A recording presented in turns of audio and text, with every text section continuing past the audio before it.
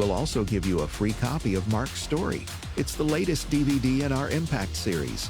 Visit afaaction.net today. afaaction.net.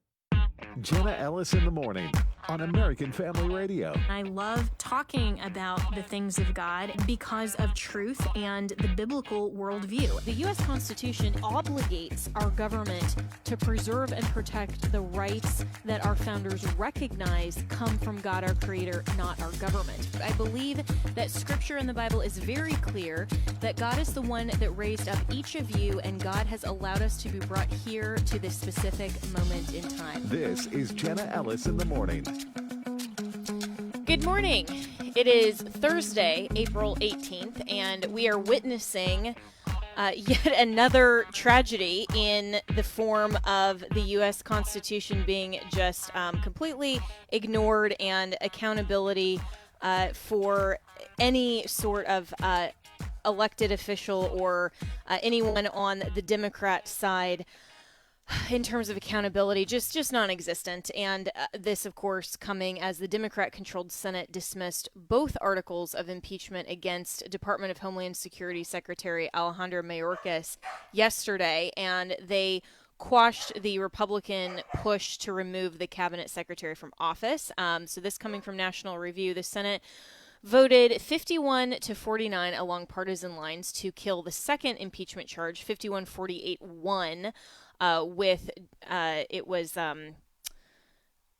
Murkowski, I think it was, who just voted present for the first impeachment charge, and then decided to just vote for the second one. The upper chamber also voted 51 to 49 to end the short-lived trial, which began earlier on Wednesday. And so the DHS spokesperson said in a statement that the Senate's decision to reject the impeachment articles, quote, proves definitively that there was no evidence or constitutional grounds to justify impeachment.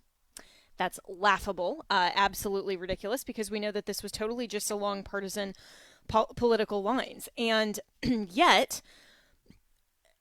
what do we do when the U.S. Constitution does provide the ability, I think, textually and procedurally, for the Senate to just dismiss outright as sort of a pre-trial procedural move? Because if we go back to the text, before we get into the political nature of it, the text in Article 1, 3.6, when talking about the Senate side, because the House has the sole power of impeachment, so they have to file those impeachment articles, basically the charges.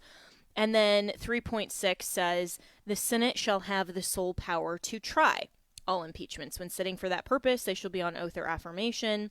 When the President of the United States is tried, the Chief Justice shall preside, and no person shall be convicted without the concurrence of 2/3 of the members present. So those are the only procedural requirements in the Constitution, and then the Senate can form their own process subsequent to that. I mean, it's similar to how different courtrooms across different jurisdictions have different procedural rules, as long as they're fundamentally complying with the overall law of the jurisdiction in which the court is sitting. Then there are some differences, and legal practitioners know that if you go from courtroom to courtroom, even if it's within the same courthouse and it's in the same county even, or the same state or the same federal building, different judges just have different preferences, and that's okay. But in terms of the process here, the Senate shall have sole power to try all impeachments. So this is just a forum selection or a venue selection, and basically a jury selection. The Senate shall have the sole power to try all impeachments, but the text does not say the Senate must try or hold a trial. And so from the perspective that there is some room for process that dispenses with a trial, is technically, I think, constitutional. Here, it's entirely political, and we know that. But Republicans are arguing that Article 1, Section 3.6 requires a trial, but the plain reading, as I just read to you, is the Senate has sole power to try, meaning there's no other available forum, not simply the Senate shall try. So I think Republicans would be better off arguing that dispensing with a trial or summary judgment on the articles themselves could apply, but it's an interesting use of process to have the Senate themselves, basically the jury in this instance, determining these questions of law instead of the presiding judge. In cases where the president is impeached, it's the Chief Justice. In all other cases of impeachment, it can be some other presiding officer. And typically, in a regular court process, you have a division between the jury that determines questions of fact and the judge, which determines questions of law, like whether or not a charge is legally viable, whether there are other legal reasons to dismiss or require the prosecution to bring back a defective charge. I mean, all of these other things that are readings and applications of legal questions, that is for the presiding judge to determine. And so I think we're just in a total mess with impeachment power from a procedural standpoint. And again, we'll get into the political purposes, but we need to not use impeachment, obviously, for political purposes, and it should be confined to actual impeachable offenses. But what should happen if we're just dealing with the procedural is that legislation requiring a process for everyone, whether you're a Democrat or Republican, whether the majority of the Senate is the opposition party or the same party as the defendant, everyone should have the same process. That's part of fundamental fairness, right?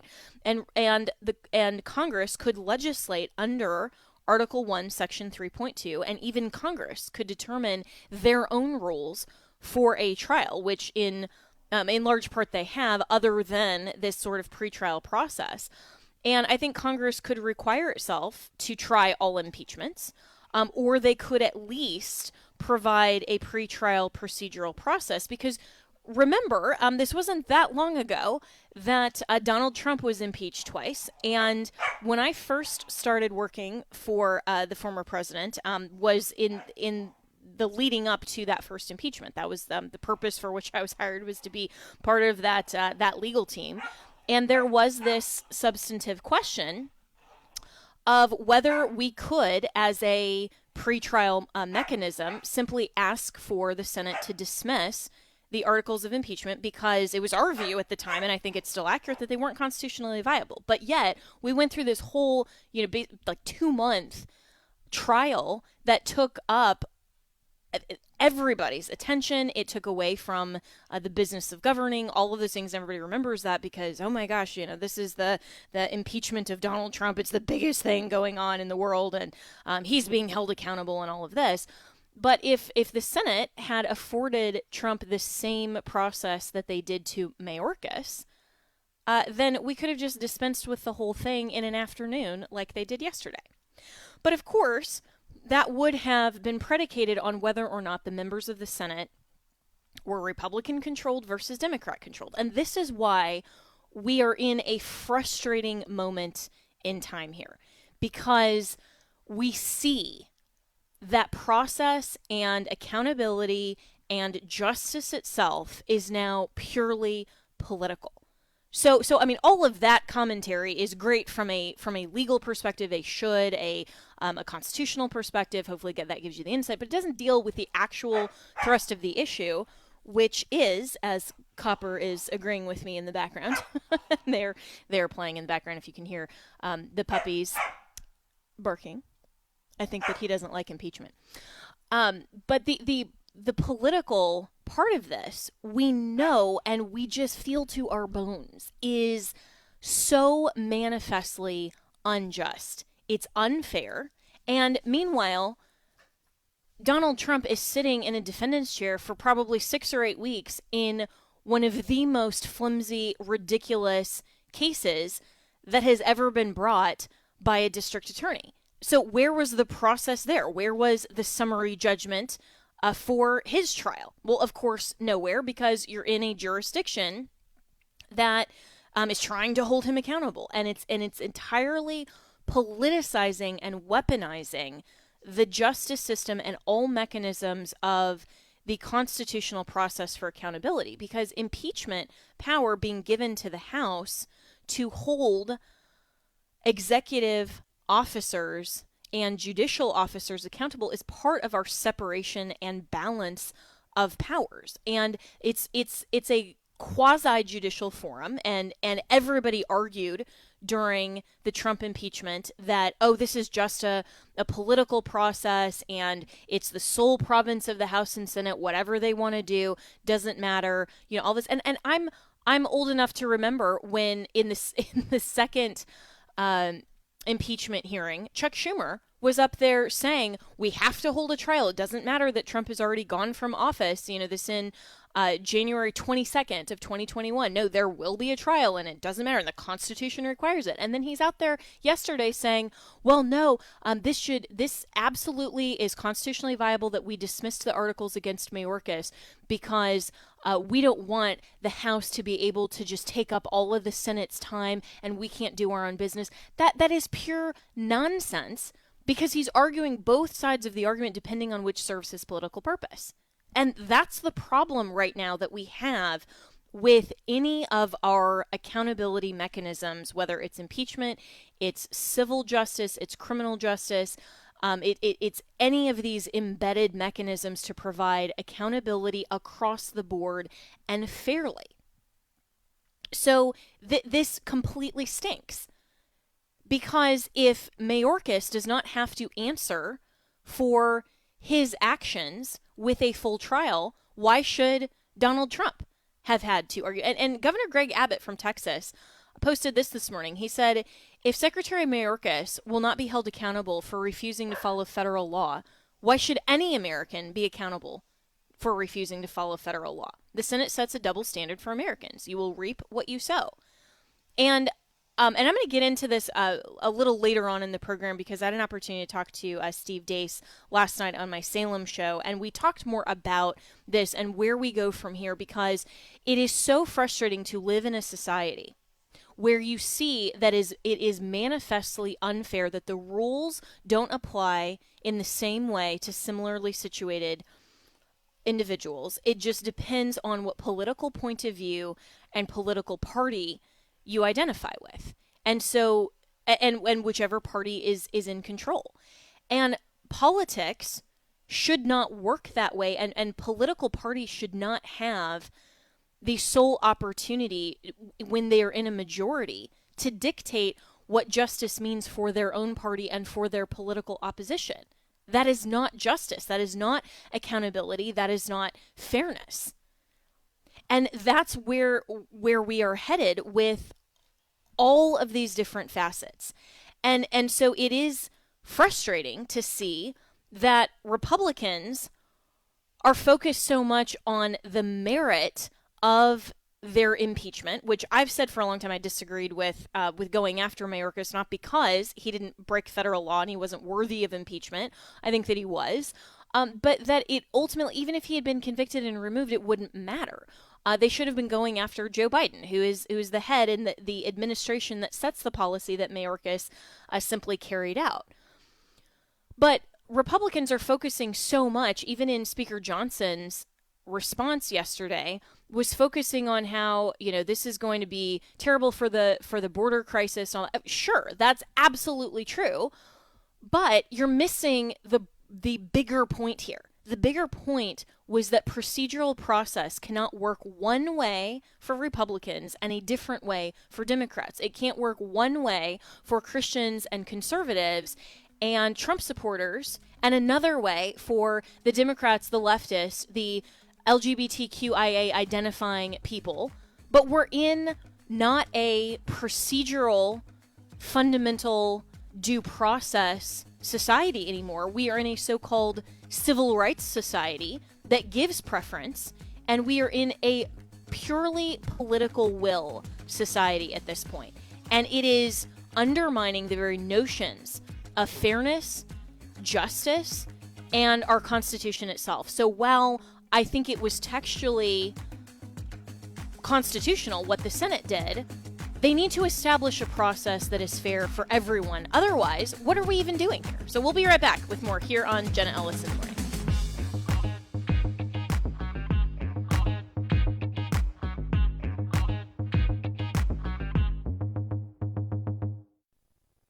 If you're 65 or older, you know this. Seeing your healthcare costs go up and up is frustrating. And maybe you were just notified that your Medicare costs are increasing again, or you're just tired of the massive deductibles. Well, here's some good news. There's a program that can really help with this. It's MediShare 65 Plus. It's an affordable, reliable alternative.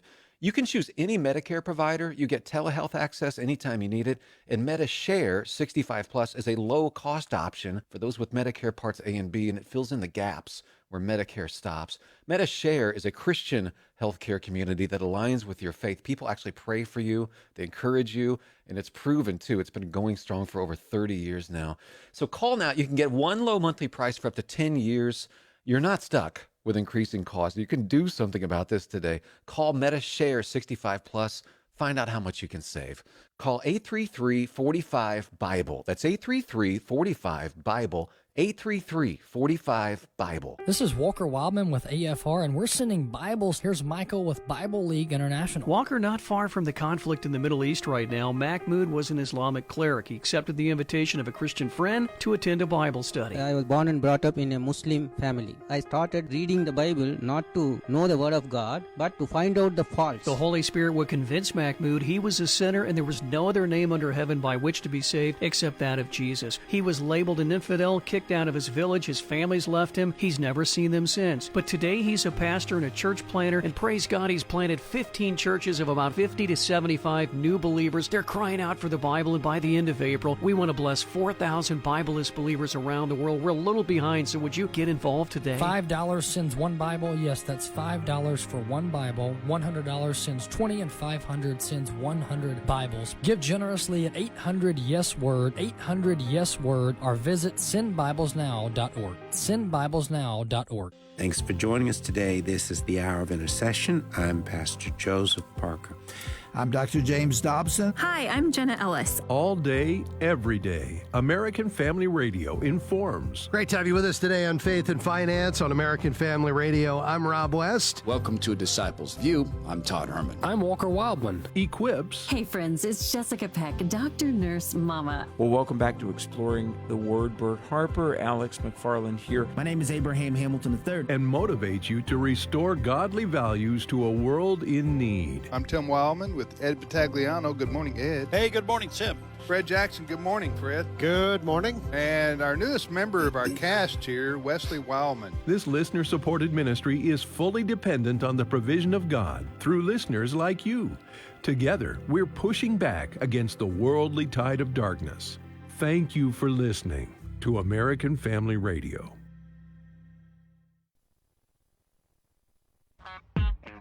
Welcome back to Jenna Ellis in the Morning on American Family Radio.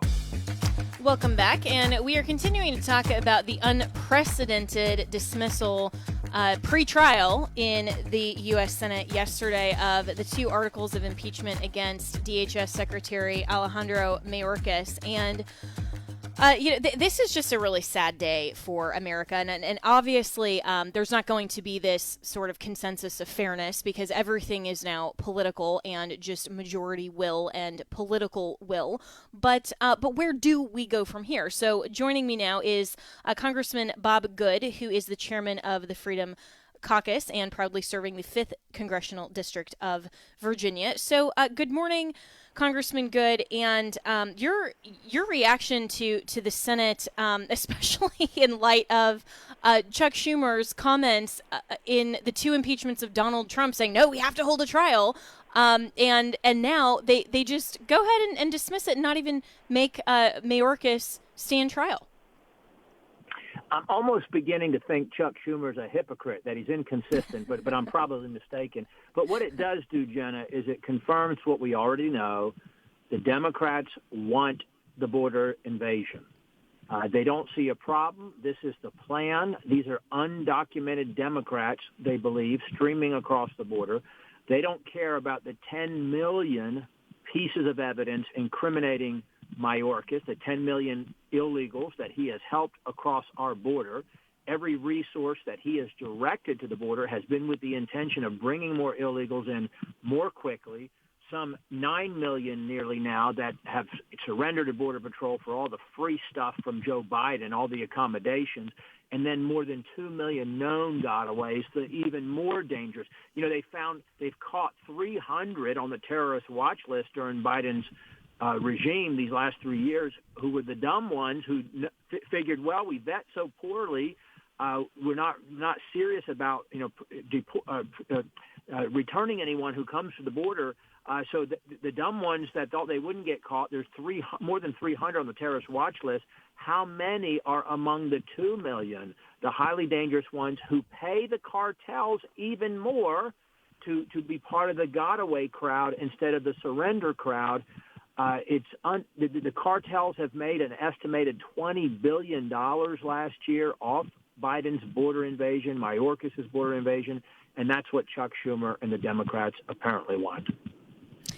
And it's a violation of federal law and of the Constitution, and yet I don't think if the House had brought impeachment articles against President Biden himself, the outcome in the Senate would have been any different for exactly the reasons that you're articulating.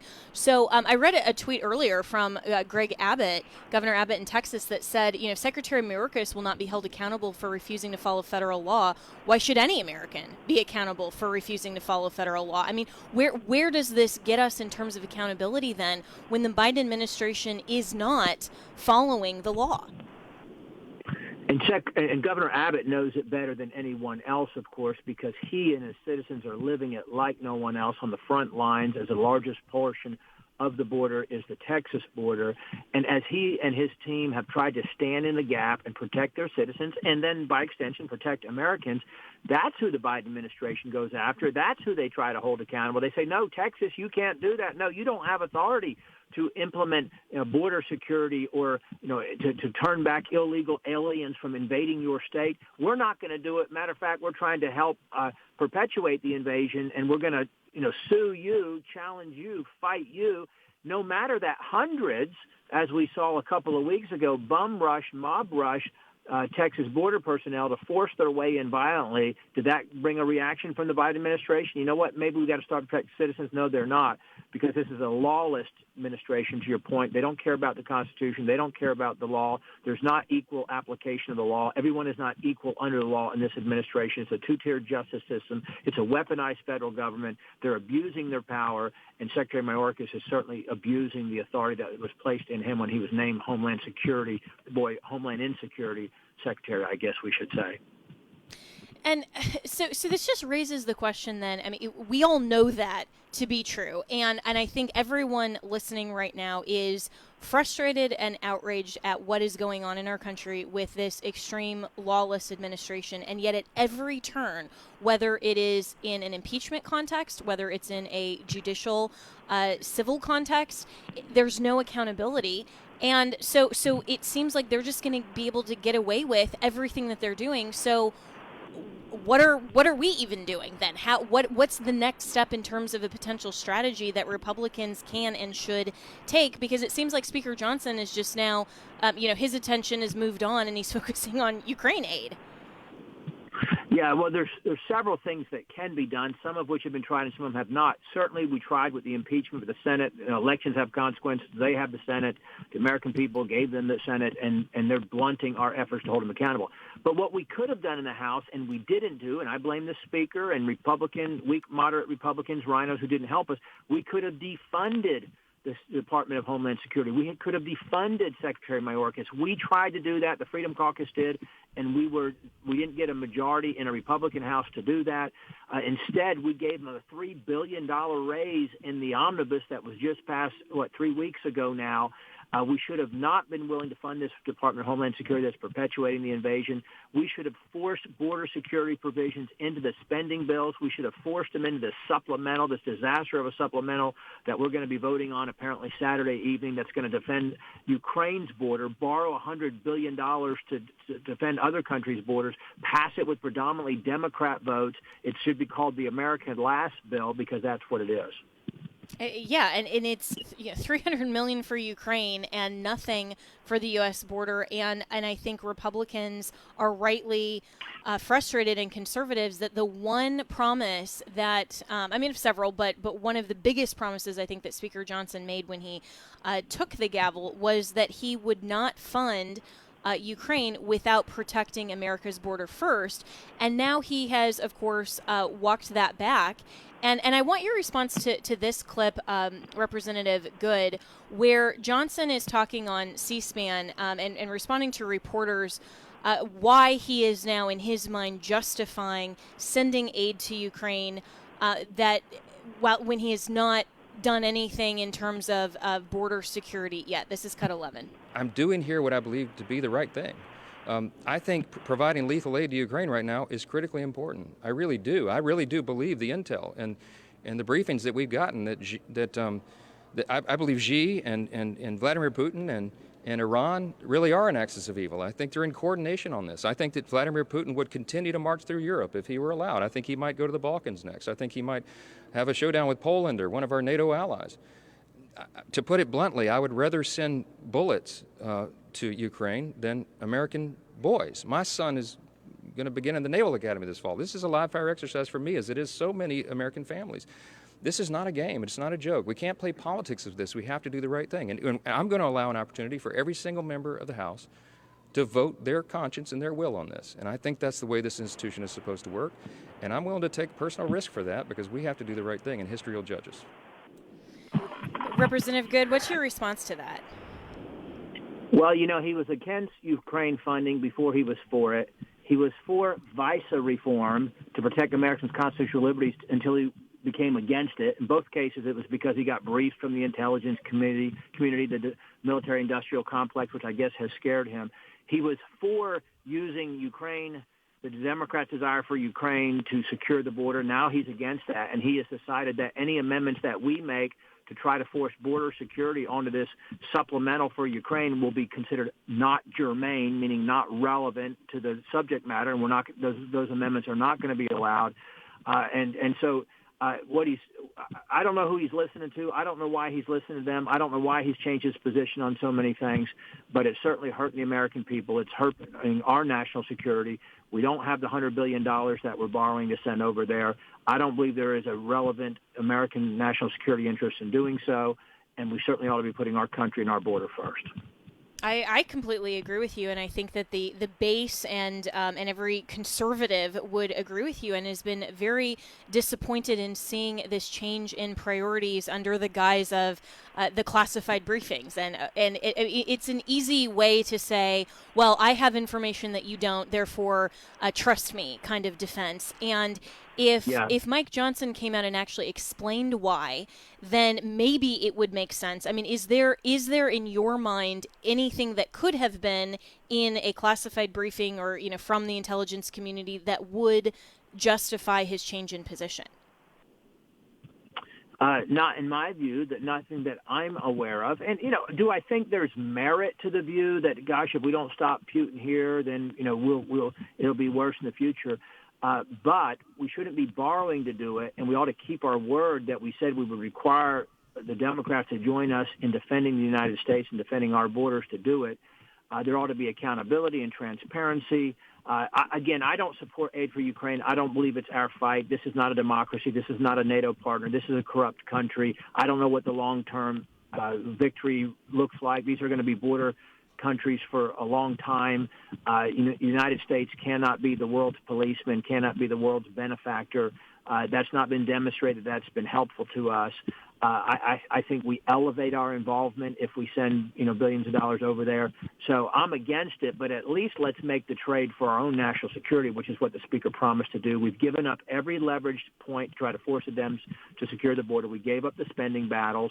We've now given up Ukraine. There's nothing left for us to force it. And worse yet, Jenna, he's going to insult the intelligence of the American people, or try to anyway, and add this pretend phony border provision as a fifth bill with this package that the Senate will not have to take up and won't take up because it won't be attached to the other spending bills. It'll be a separate bill.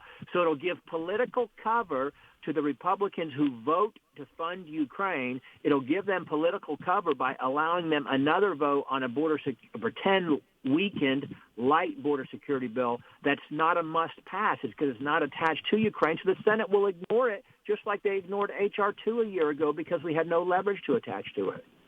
And I'm speaking with Representative Bob Good, who's the chair of the Freedom Caucus and out of the great state of Virginia. And everything that you are articulating used to be Speaker Johnson's position before he became Speaker. Right. And I think that is what is just incredible to those. And I know Speaker Johnson personally. I mean, I know he is a man of faith. I know he is a conservative. I was very excited for him to become Speaker. And this is just baffling to me to see this difference and how he is basically running cover for the Democrats and is in a position that he's not just at least holding the line and holding Democrats' feet to the fire with the slimmest of majorities. So I was speaking with Representative Massey the other day, and his view was just that Speaker Johnson was absolutely unprepared for everything that has been thrown at him as Speaker, and maybe had the best of intentions, but just couldn't handle the job, basically. Do you think there's merit in that view? Well, I don't know, and I try not to question his motives or to demean him as a person, so to speak. I focus on actions, and I'm going to attack the actions and criticize the actions. That's what I tried to do with the previous speaker. And there was a difference with the previous speaker. He'd been in leadership for some dozen years. He'd made a bunch of promises and commitments to become Speaker. Speaker Johnson did not do that. And he didn't keep his word to us multiple times that the conditions he made to become Speaker. And back then we had a 9-vote margin. Now we got like a 4-vote margin, getting ready to be a 3-vote margin. So the numbers are different. It's a more precarious situation. And those two individuals who said, hey, they think we ought to move forward a motion to vacate, I think we ought to have a contest in November. I don't think Speaker Johnson would have the necessary support to stay as Speaker because he hasn't done anything to earn that, in my opinion. But I think that we probably should hold that contest in November after the election. I would totally agree with you that it seems like if there was a motion to vacate the chair, we may end up with Speaker Hakeem Jeffries, which even though a lot of social media is saying, well, what's the difference? There is actually a big difference there. But I also really respect that distinction that you made, Representative Good, by saying, that you will attack the policies and you'll criticize the policies, not the person. And I think too often when we are looking just and criticizing the policies and the actions, people assume that then that's an attack on the person.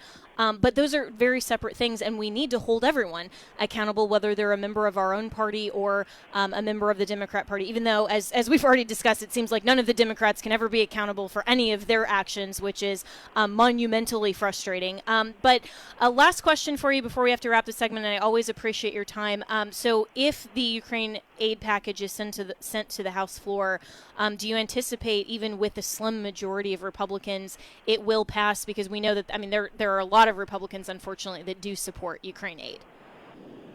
Yes, we're going to try to block the rule. We're going to make the Speaker expose the fact that he's made a deal with Democrats, and Democrats are going to vote for the rule, and Democrats are going to vote overwhelmingly for the bill. We're not going to give Republican votes, at least our Republican votes, to bad Democrat legislation, we believe, that's betrayed our principles on fiscal responsibility, paying for supplementals instead of borrowing, our principles on defending our own border, our principles that Israel aid shouldn't be tied to Ukraine aid because they're not related. And so, but I think the cake has been baked, the deal has been made, and the Democrats are going to provide as many votes as are needed to pass the rule, and then they'll overwhelmingly vote for the bill. Well, we can only hope that that principles will intervene. But thank you so much, Representative Good, and please stay principled, fight the good fight. We respect you so much and are thankful that you are one of the few that is standing firm on conservative principles in Washington. We'll be right back with more.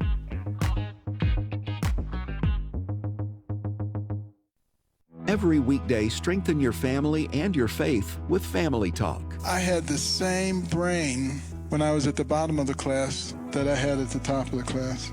Exactly the same brain, but a different attitude.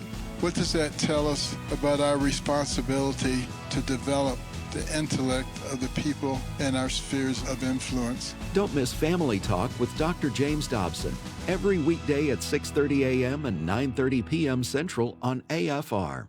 The Apostle Paul was brilliant in his presentation of scriptural truth to the culture and set a perfect example for us. On the next Focus on the Family, Bible teacher Ray Vanderlaan will help you to share Christ with others using Scripture and having a healthy understanding of the culture. Next time on Focus on the Family with Jim Daly. Focus on the Family is heard each weekday morning at 5 o'clock Central on American Family Radio. Your land is desolate. Your cities are burned with fire. Your fields, strangers are devouring them in your presence. It is desolation as overthrown by strangers. My name is Abraham Hamilton III, and this is the Hamilton Minute. The state of Michigan is pushing a program offering to pay its citizens $500 a month to take in aliens. The program, called the Newcomer Rental Subsidy, is set to provide housing outside of state shelters for refugees. The monthly payments will be available for up to 1 year, totaling $6,000. The state of Michigan included this in its state budget and seeks to use Michigan taxpayer money to house migrants. Thanks to the Biden administration, every state has become a border state.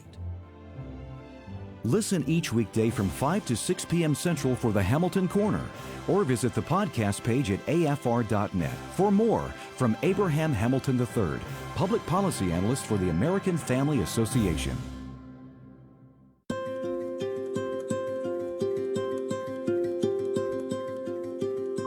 Hey 8 Days of Hope family, this is Hannah Fletcher, your Communications Director.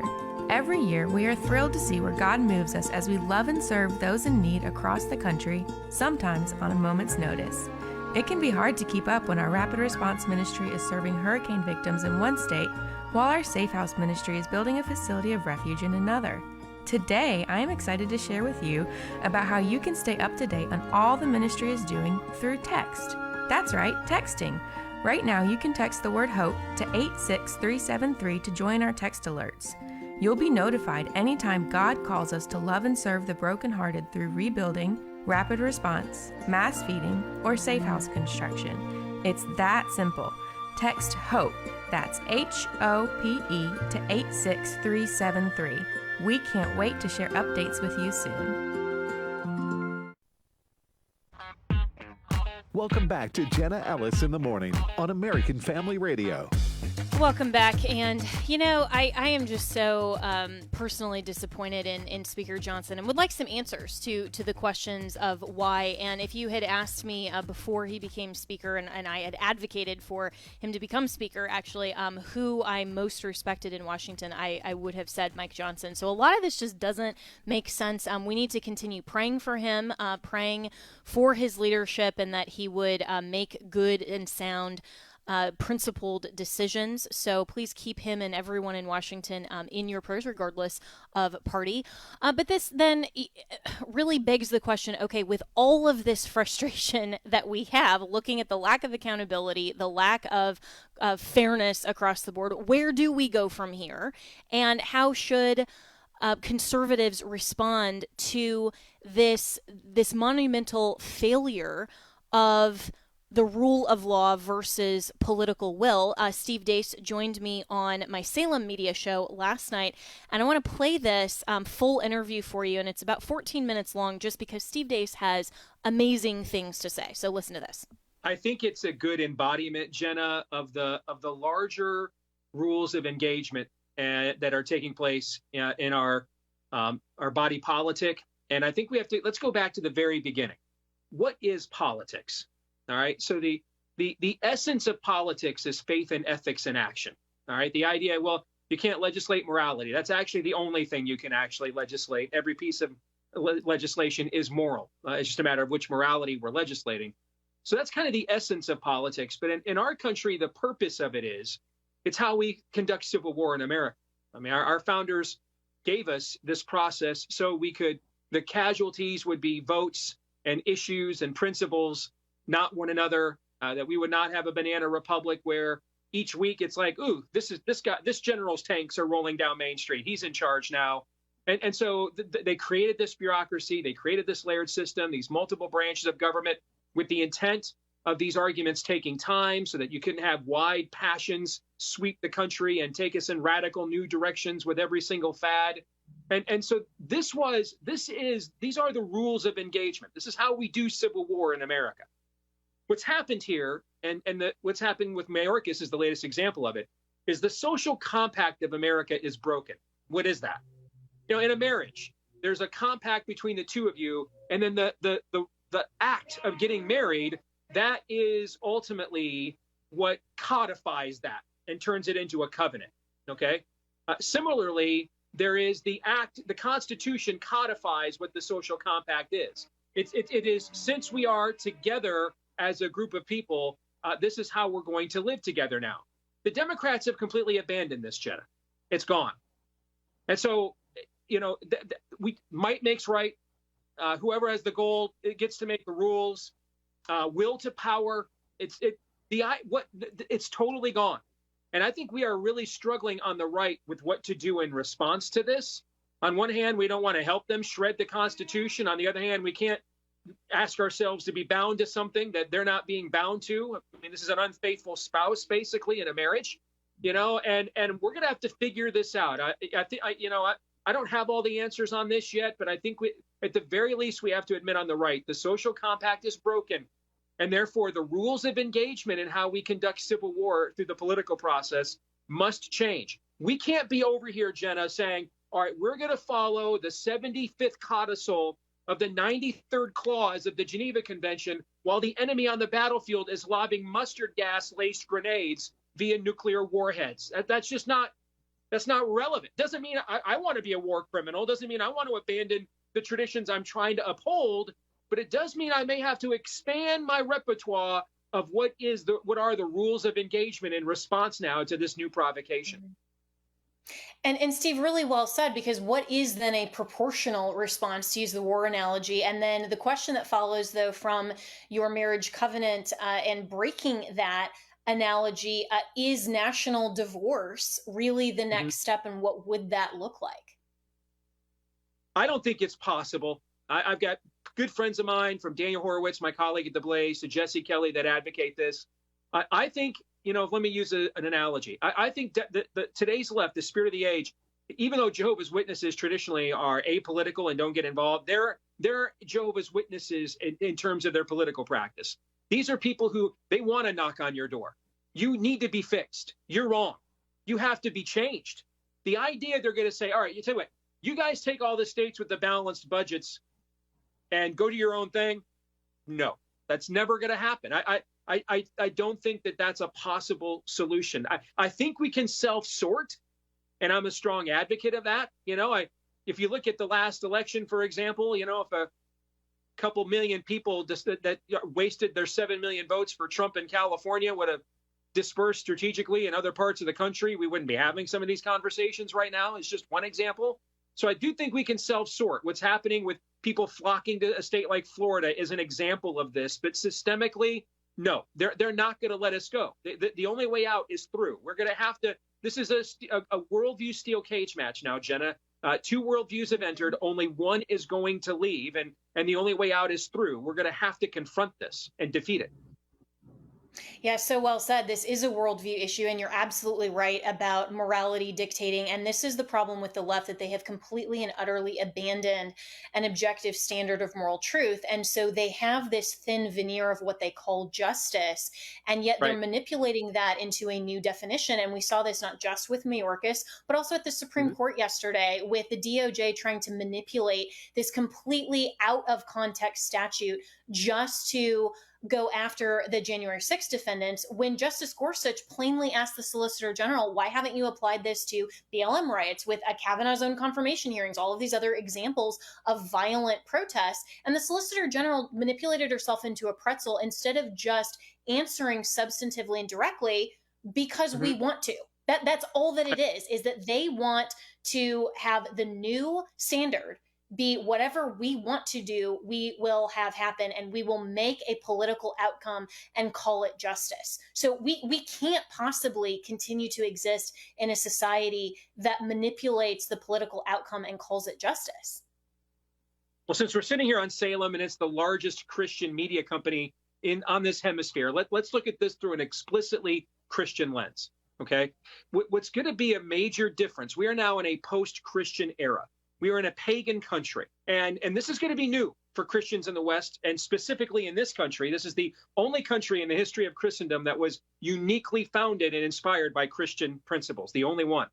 But if you look at prior to the Pilgrims at Plymouth Rock, pretty much the previous 1,600 years of Christian history was that those who truly wanted to live and follow the Bible were not the hegemony. They were the minority. They were persecuted, and they had to still learn that they had to live that out. They were still called to walk that narrow road, even under persecution. And even the Pilgrims themselves, Jenna, they weren't even fleeing Catholics. They were fleeing other Protestants.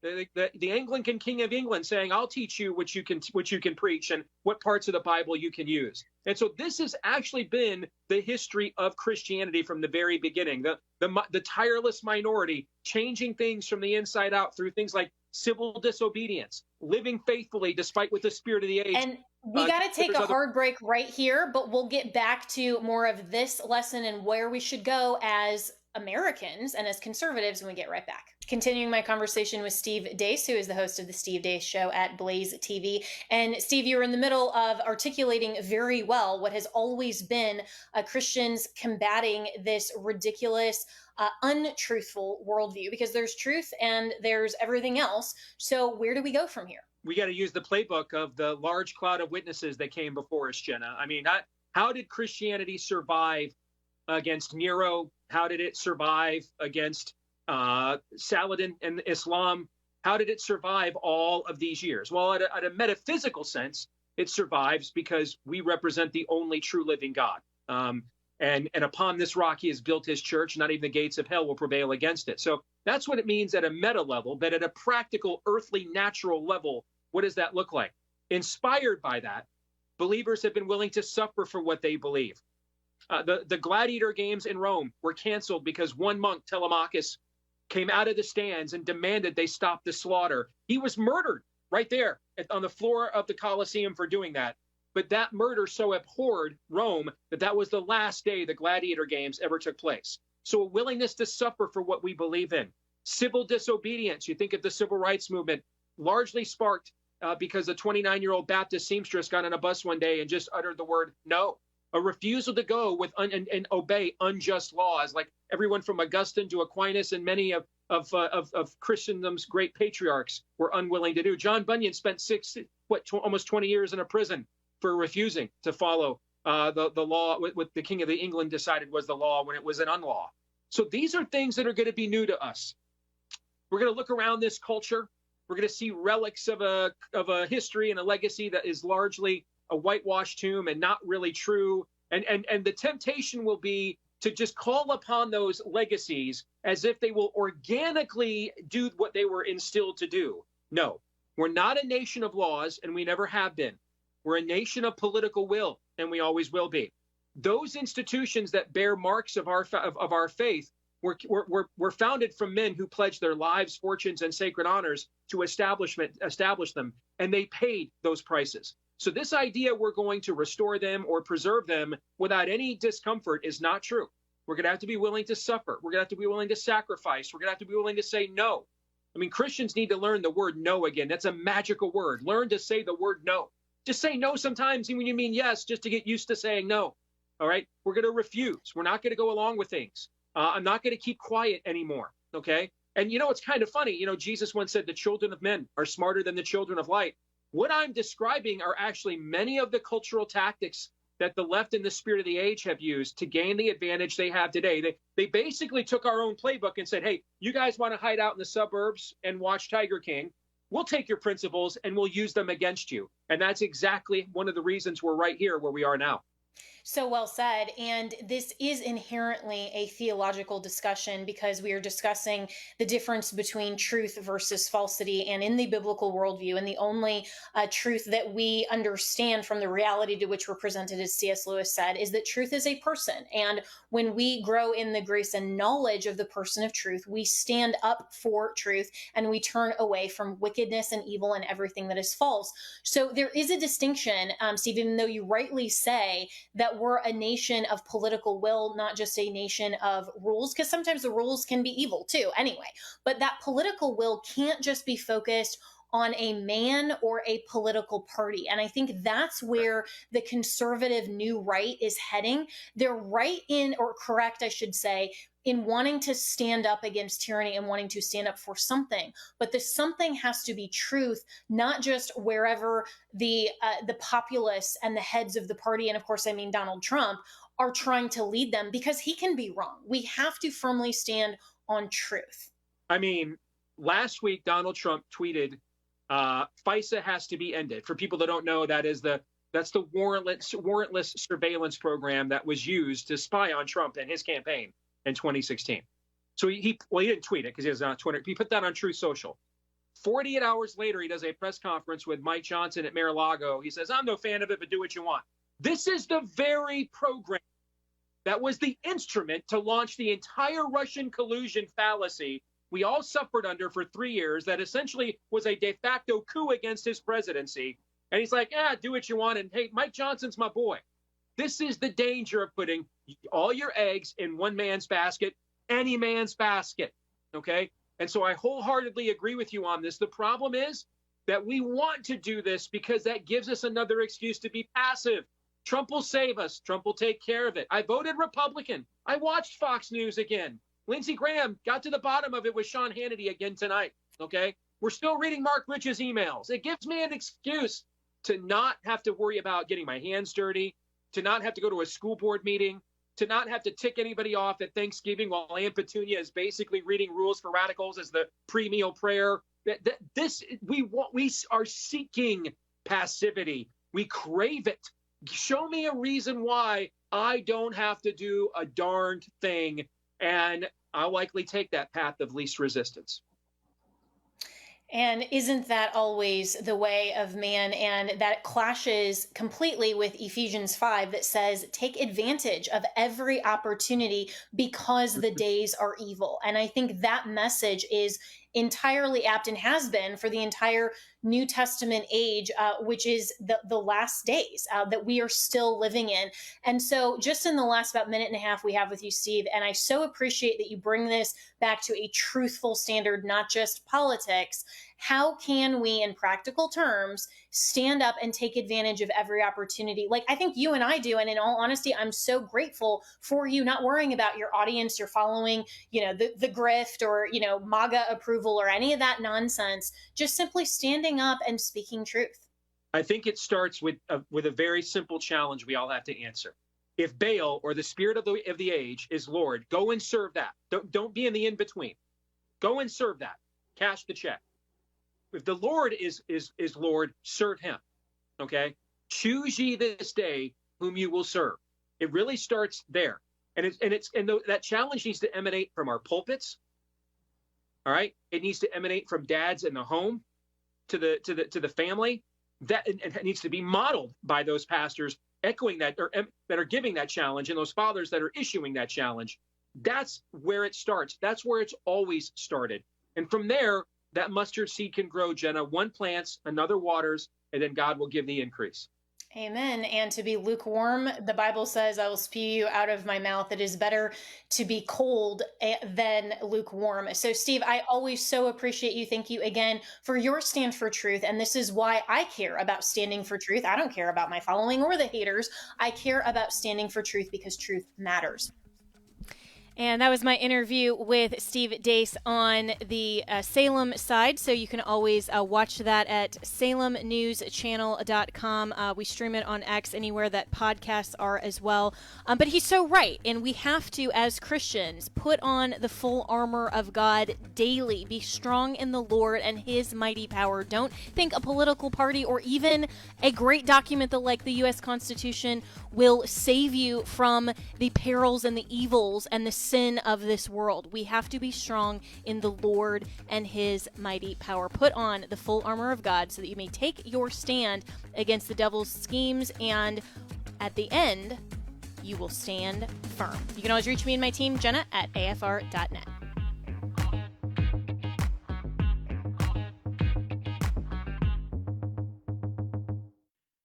The views and opinions expressed in this broadcast may not necessarily reflect those of the American Family Association or American Family Radio.